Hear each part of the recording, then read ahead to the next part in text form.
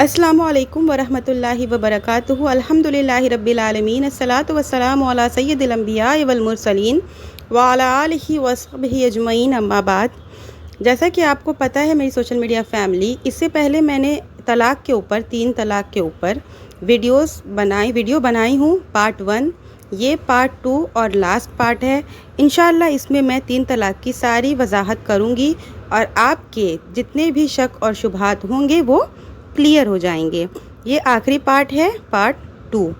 इससे पहले वाला पार्ट मैं आपको डिस्क्रिप्शन में लिंक दे दूँगी। अगर अभी तक आपने मेरे चैनल को सब्सक्राइब नहीं किया है तो प्लीज़ सब्सक्राइब माय चैनल। जैसा कि आपको पता है कि तलाक़ के बारे में पिछली वीडियो में मैंने आपको बता चुकी हूँ कि तलाक़ किसको कहते हैं और किस तरह की चीज़ें इसमें होती हैं। तलाक़ का शरई तरीका क्या है, आज मैं आपको इसी से वीडियो शुरू करूँगी समझाते हुए कि तलाक़ का शरीयत ने तलाक़ देने का क्या तरीका हमें बताया है। तो सबसे पहले तलाक़ तोहर यानी पाकी की हालत में दी जाएगी। इस तोहर में दी जाएगी जिसमें जिमा ना किया गया हो। सिर्फ़ एक तलाक़ दिया जाएगा, एक तलाक़ देकर छोड़ दिया जाएगा यहाँ तक कि इद्दत ख़त्म हो जाए। क्योंकि तलाक़ रुजई दी गई है, इसलिए इद्दत के अंदर औरत को शौहर के मकान में रखा जाएगा। शरीयत ने तलाक़ का जो तरीका बताया है इसके कई मसलहतें मुज़म्मिर हैं। पहली मसलहत तो तर्क ताल्लुकात की मुद्दत को तोल देना, इसलिए कि अगर 3 तलाक़ को एक साथ देने की इजाज़त दे दी जाए और तीनों वाक़े भी हो जाए तो एक अच्छा खास सा आबाद घर मिनटों में बर्बाद हो जाएगा। इसलिए एक आबाद कुंबा को तबाही से बचाने के लिए जुदाई की मुद्दत को तवील दिया गया, ताकि इस मुद्दत में दोनों अच्छी तरह अपने और अपने बच्चों के मुस्तकबिल के बारे में गौर व फिक्र करके रुजअत कर सकें और आइंदा नदामत का आंसू ना गिराना पड़े। ऐसे ही दूसरी मसलहत ये है कि अगर इसके बावजूद बात नहीं बनती और जुदाई ज़रूरी है तो एक ही तलाक़ रुजई पर इद्दत गुज़र जाने दिया जाए। हो सकता है इद्दत गुज़र जाने के बाद होश आए तो अक़्द सानी के ज़रिए अपनी ज़ौजियत में वापस लाने की गुंजाइश बाकी रहे और तहलील शरई की ज़रूरत ना पेश आए। तो हर बगैर यानी पाकी बगैर जिमा की कैद लगाकर मज़ीद एक तीसरी मसलहत ये रखी गई है कि मर्द को औरत से बढ़ हुई रुग़बत जिमा तलाक़ देने से माने हो, और अगर तलाक़ दे दी जाए तो रुग़बत जिमा रुजू करने पर मजबूर करे। ये है वो ज़ाब्ते और इसकी मसलहतें जो इस्लाम ने वक़ूअ तलाक़ के लिए मुकर्रर फरमाई है। इनमें हर मुमकिन तरीके से इस बात की रियायत की गई है कि रिश्ते निकाह का बंधन टूटने ना पाए। इस पस मंज़र में ये कैसे सोचा जा सकता है कि अगर कोई शख्स अपनी नादानी या जज्बात में आकर एक ही सांस में 3 तलाक़ दे दे तो तीनों वाक़े हो जाएगी और शौहर के लिए रुजअत का हक़ ख़त्म हो जाएगा। क्या शरीयत इस तरह के तज़ादात का नाम है? एक तरफ तो मीसाक़े गलीज़ की तहफ़्फ़ुज़ के लिए हर मुमकिन जतन करे और दूसरी तरफ ये भी बताए कि एक ही सांस में दी हुई 3 तलाक़ वाक़े हो जाए और मीसाक़े गलीज़ का मजबूत बंधन एक ही फूंक में टूट जाए। ज़ाहिर है ये अक्ल सलीम और नक़ल सही के ख़िलाफ़ है। लिहाजा हालत तोहर में एक साथ दी हुई 3 तलाक़ एक ही शुमार होगी। ये चीज़ समझिएगा कि पाकी की हालत में एक साथ देने वाली 3 तलाक़ भी एक ही शुमार होगी। इसलिए एक तोहर में 2 या 3 तलाक़ देना कुरान पाक के बताए हुए तरीके के ख़िलाफ़ है।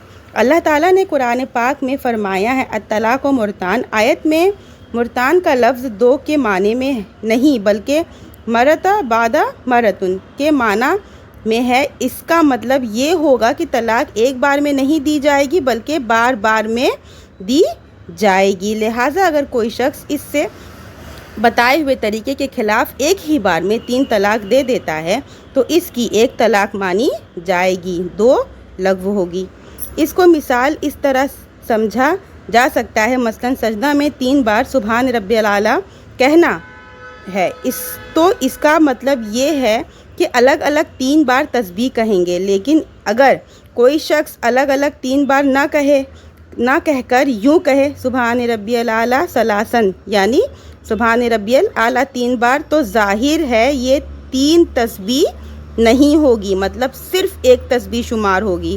اسی طرح جب 3 طلاق بار بار میں دینے کا حکم ہے، جس کی وضاحت حدیث میں اس طرح کی گئی ہے کہ ایک طہر میں صرف ایک طلاق دی جائے گی، تو ایک بار میں تینوں نہیں دی جائے گی۔ اگر کسی نے ایک بار میں تینوں دے دی تو بھی وہ ایک ہی شمار ہوگی۔ رہا یہ سوال کہ مرتان جب تثنیہ ہے تو تثنیہ 2 کے معنی میں کیوں نہیں لیا جائے گا؟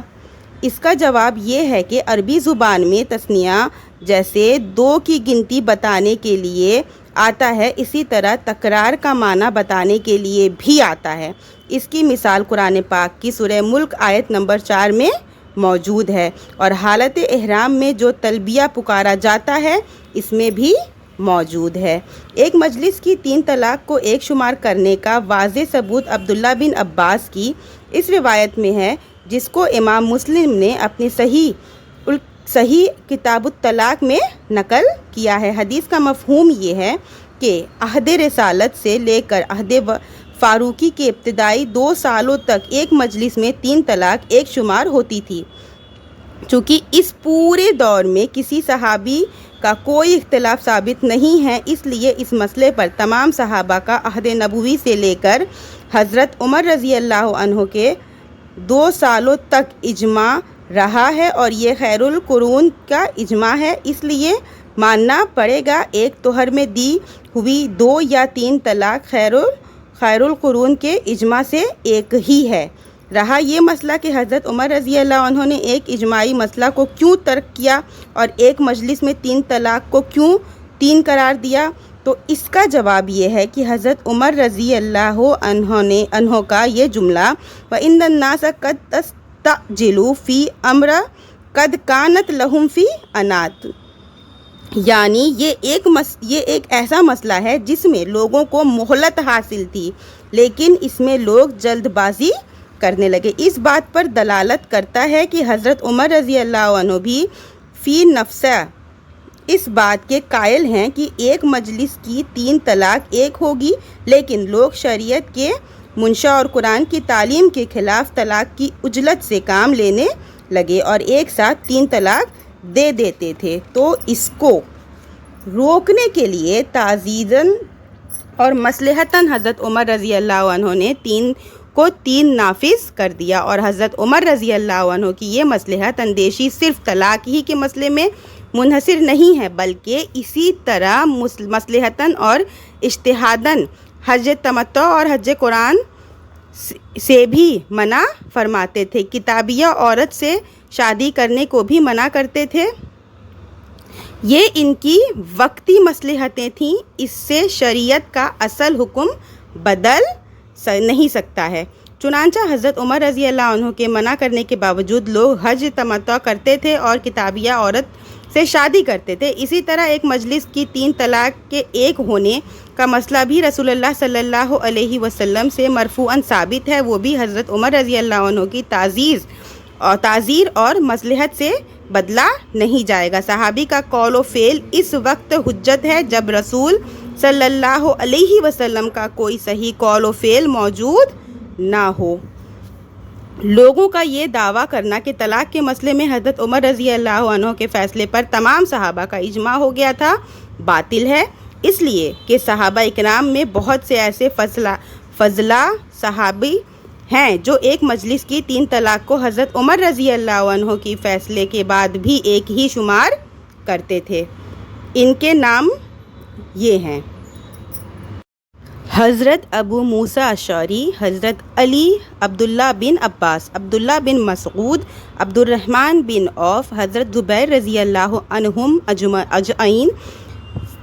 اس لیے صحابی کے اجماع کا دعویٰ کرنا باطل ہے۔ البتہ یہاں اس کے برعکس اس بات پر اجماع ثابت ہے کہ عہد رسالت، عہد صدیقی اور عہد فاروقی کی ابتدائی 2 سالوں تک ایک مجلس کی 3 طلاق ایک شمار ہوتی تھی، اور اس پورے دور میں کسی صحابی کا اختلاف ثابت نہیں ہے، لہٰذا عقل و نقل اور اجماع خیر القرون سے یہ ثابت ہے کہ بیک وقت دی ہوئی 2 یا 3 طلاق ایک ہی ہوگی۔